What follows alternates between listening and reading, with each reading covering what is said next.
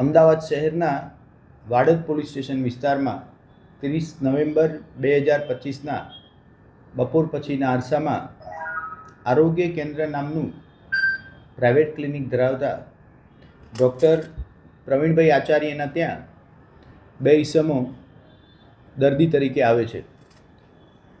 Doctor પ્રવીણભાઈને વાતોમાં ઉલઝાવી આમાંનો એક ઈસમ ડૉક્ટરની પાછળની બાજુની ચેર પસાર કરી અને 5 લાખ રૂપિયા રોકડા એમના ડ્રોવરમાં મૂકેલા લઈ જાય છે.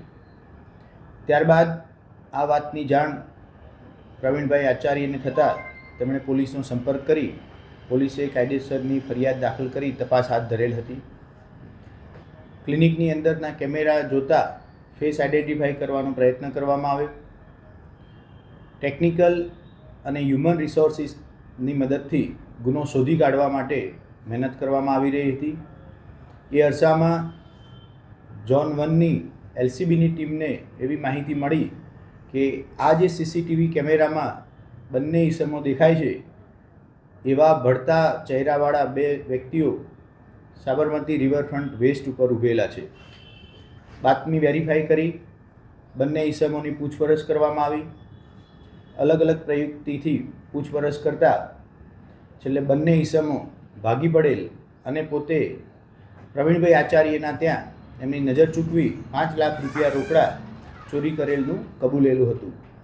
આરોપી પાસેથી એક મોબાઈલ, આશરે 1.5 લાખ જેટલા રોકડા રૂપિયા અને એક બલેનો ગાડી રિકવર કરવામાં આવી છે.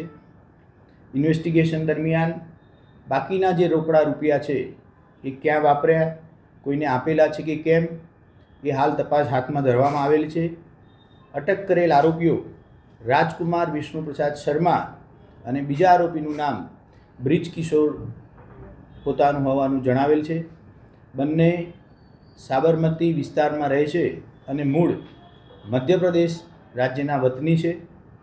બંને આરોપીઓની વિરુદ્ધમાં ગુજકોપમાં ચેક કરાવતા અત્યારે કોઈ પણ પોલીસ સ્ટેશન ખાતે ગુનો દાખલ થયેલું હોય એવું જણાઈ આવેલું નથી. ઇન્વેસ્ટિગેશન દરમિયાન આના સિવાય પણ આ બે ઠગ લોકોએ અન્ય કોઈને છેતરી અને નાણાં કે દાગીના લીધેલા છે કે કેમ એ દિશામાં પણ હાલ તપાસ ચાલુ રાખવામાં આવી છે. ખાસ તો બંને આરોપીઓ